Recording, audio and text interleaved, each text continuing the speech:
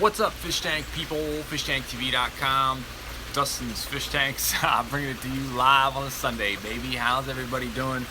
I hope you're doing well. So today I want to bring you guys a little bit of garden pond action. Super stoked to be sitting here in front of my garden pond. And I'm going to bring you an update on it. We're going to give you an update on the garden pond. I'm also going to give you types of koi and why koi are so expensive. And then I've also got Sunday, it's Species Sunday. It's all about the cream, it's all about the crinum. I do have a type of pond crinum to show you.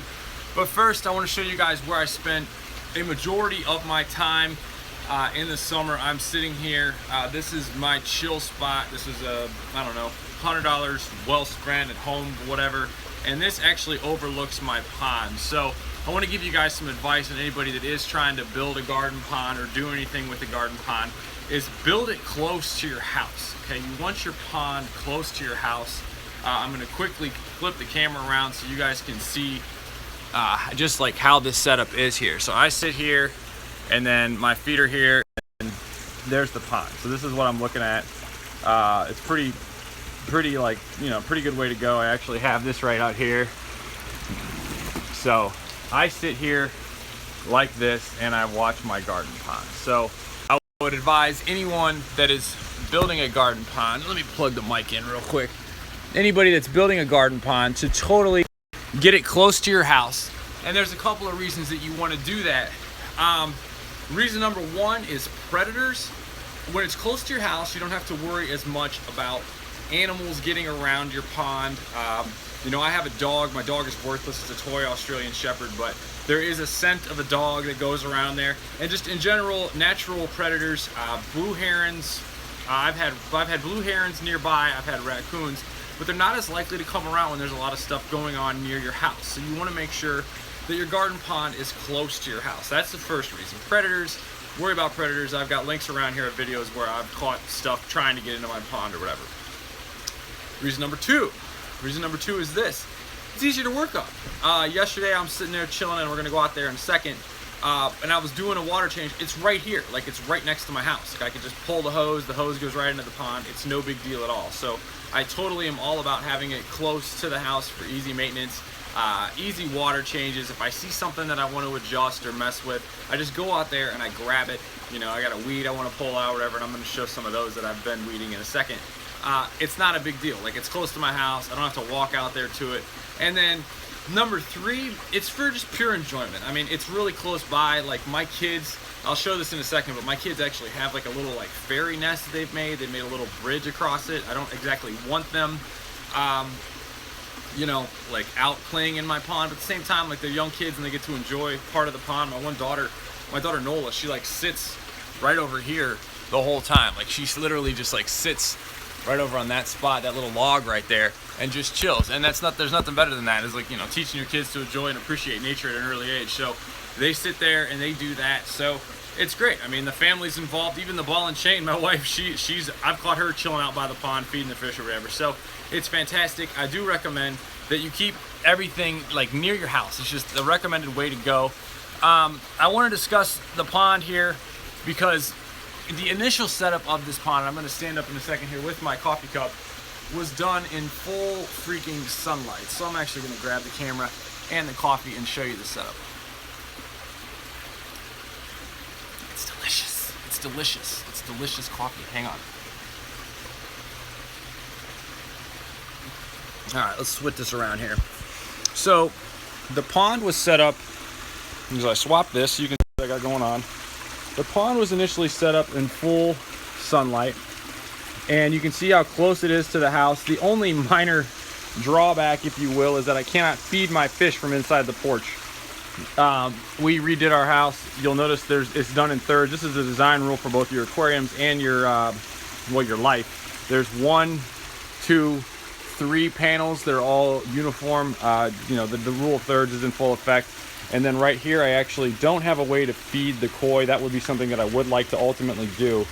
But I wanted to give you guys a tour out here. So this is where my daughter sits and chills. That stick is actually used as a ferry bridge. They put it across there. I took it off for the photo. So my kids literally sit here and just chill. Like they sit across and they have a little ferry bridge and they chill. And they just love it. Every now and then a flower or something will come across there. But I'll walk through here and show you guys this. Here's my band to heal my leg. It's a really sweet plant I just bought. So it was originally done in full sunlight. We'll start at the top and then we'll feed them.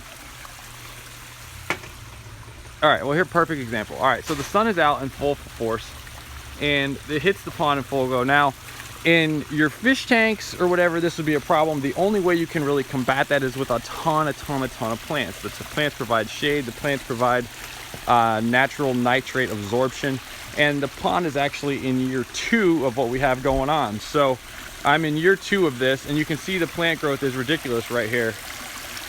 The hibiscus is actually awesome, and this was actually a late bloomer here, so this took a minute. But notice this. Can I get a like? Does anyone enjoy this? It does help me and support me. You know, it's a pretty wicked pond plant, if I do say so myself. I'm not exactly sure on the scientific name, but it did survive the winter though. And you can see there's plenty more budding to go on this. 1, 2, 3, 1, 2, 3, 1, 2, 3. I mean, it's got every bit of, I don't know, 50 more buds to come maybe. So yeah, so I'm pretty pumped about that. This is this is parrot's feather. I almost called it hornwort. That's parrot's feather. I highly recommend this. Now, critics would say, Dustin, why are you recommending an invasive plant? Look, this plant right here does a great job of oxygenating the pond, and it looks cool. I've got a smaller variety and I've got a larger variety. Don't ask me how I have 2 different varieties. So I have enjoyed the way this is filled in. I actually don't even have the bio balls. This is an Aquascape overflow or whatever, and it came with a set of bio balls. I actually took those out and threw them over there because they were all clogged up or whatever. So this is running here, and then I've got this plant. I don't even know what this is. If anybody knows what this is, I'd love to know because it's totally looking awesome. But I've got the regular, these are hardy lilies. This year I decided not to put in any what's it called, lilies, any tropical lilies, because they had to come out. I'm going to talk about the koi in just a second, but you can see that they're totally chilling there and totally loving it. I do want to talk about this right here. This is a red stem Thalia. Anybody that's been to the aquatic experience has seen me do these. This is one of my favorite plants because this plant will get about 11 feet tall. It's actually short, but the problem is that it was being choked out by this plant right here. So I actually removed this. So this was a giant plant that was sitting down in here like this, and it was sitting down in there like that. I actually had to remove that out. So wanted to show that. And then I've also got, this is the horsetail rush right here. Totally loving the horsetail rush. It is actually getting choked out. So what I did was I removed that, but it's still bent over right here, which I don't like, but I'm sure it will come back. And I'd love to know your opinion on horsetail rush. It's people have said that it can actually puncture a pond liner. I highly doubt that, but if anyone wants to give me their feedback on it. So my goal is to have the red stem Thalia. You can see where the red stem Thalia gets its name, and have it grow up high out of there. So that's the goal. I've also got some, what are these called? These are the umbrella palms. These are not actually doing as well as I would like. This is a crinum that I am going to talk about here. This is, crinum rules everything around me. This is a spider lily. I believe it's a crinum americana, and if anybody knows exactly what this is, please let me know. And I've got some crinum thyanum, so crinum americana from America. Then I've got the crinum thyanum. Now this is the aquarium plant that I do have on sale right now. Buy one get one free. But you notice the similarities in these plants though. The crinum right here, and then this one down here is going quite well. It's got the bulb. You can see the bulb down in there. So I'm really enjoying the way this came out of nowhere for me. So really loving this lily, just popping off. Get a better look without my ugly feet in it. But there's the lily right there. So I am totally loving these plants right here. And this just came back. Like this wasn't even like expected. Like I don't even think it bloomed last year, come to think of it. So there's the crinum for you. But it's Sunday, it's Species Sunday. I do want to talk about koi because the koi are, I'm learning a lot with the koi. And one of the things that I actually am learning with the koi is that you do get what you pay for. You get what you pay for with fish. You get what you pay for with live bears. You get what you pay for with koi. Take a sip of my coffee here. and we'll bring the koi out for you. So you can see this is the setup right here, like that. Whole deal. You guys liking this? Is this all right? This is fun for me. I like doing these live on the Sunday. So here come the koi. We're gonna throw them a little bit of food, and I love it because my kids come out here and they feed them. There you go, boys. Come on out. So there you go. So there's the koi. Kois are loving it. You guys liking this? If you are enjoying this, please give me a like. Please give me a share. It does help me out. Lets me know my digital world loves me. So I'm about to roll and tell you guys about the koi. So I got to get them all out, and I got to get my smiley face coffee going. Okay, so here's the deal with the koi. The koi are very interesting to me because they're the most expensive fish I've ever purchased in my entire life. So the koi are insane, and I basically bought all of these koi, almost all of them together. There's a few exceptions, but I want to talk about the reason that koi are so expensive. The reason that koi are so expensive is this.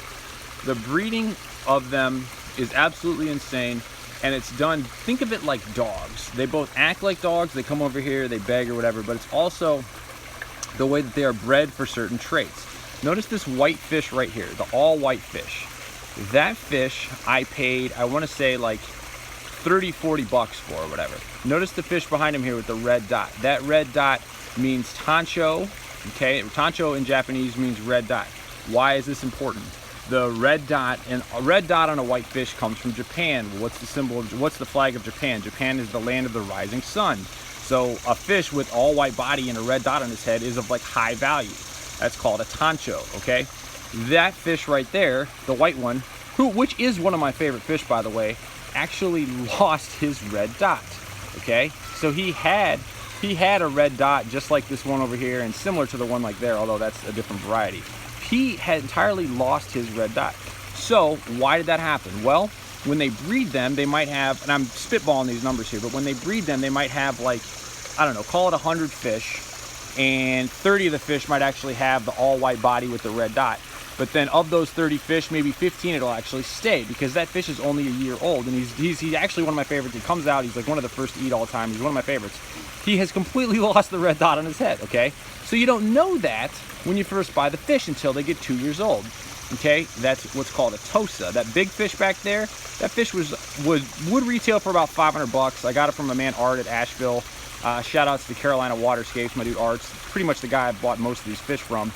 That fish was about 300 bucks, okay? Why was that fish $300?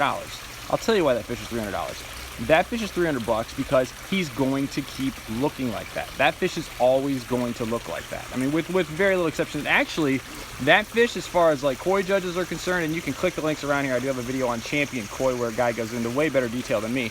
That fish is actually skinny and doesn't have quite the body that you would like to see on a koi. I want to give you some other examples of why koi are so expensive.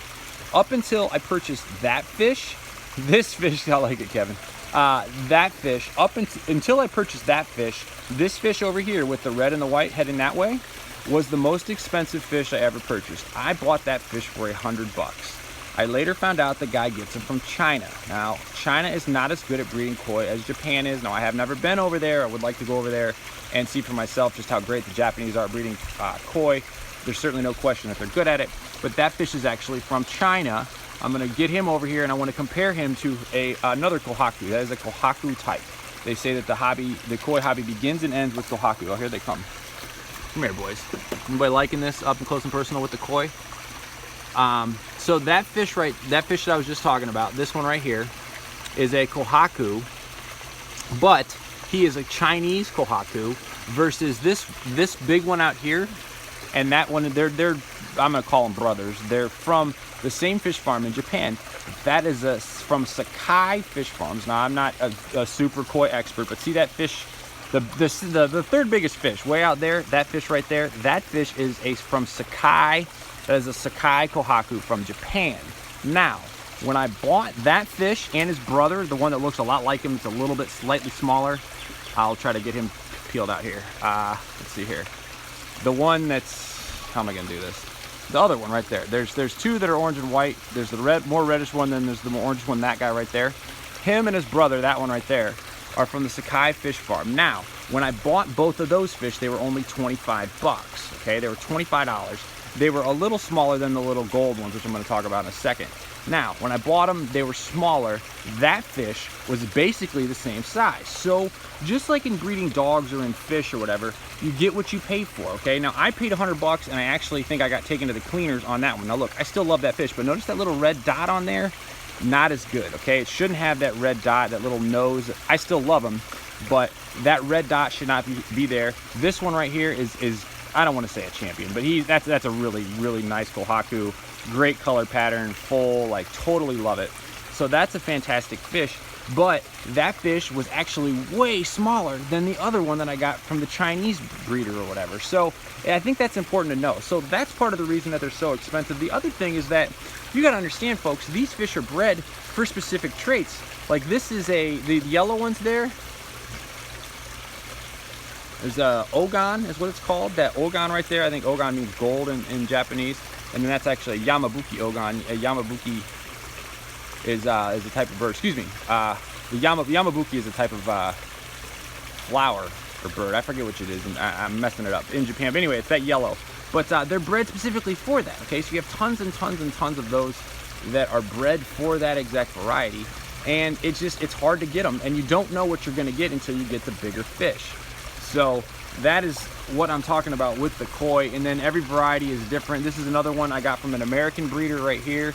It's also a Sankei, or excuse me, a Sankei. And it's got not that much larger. Like it's that big orange one right there, which by the way is my wife's favorite, so I can't get rid of it. It hasn't gotten any bigger compared to the one that's immediately in front of it that's gotten a ton bigger. So I hope that's a little bit of education for you all in the koi, in the cream, with the crinum.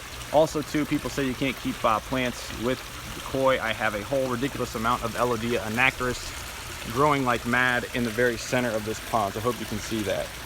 So that is what's up. Anybody like this? Anybody learn anything? Look at the crinum right there. Loving it. See, I'm having a good time. All right, folks, and there is your Species Sunday. Do me a favor, if you like what I'm doing, hit the subscribe button. I think it's around over there. Tell your friends I'm enjoying the live videos. And everybody have an awesome, fabulous 4th of July holiday weekend in the United States and Canada. I know you guys had a holiday yesterday. Make it an awesome one, a relaxing one, and tank on. Later.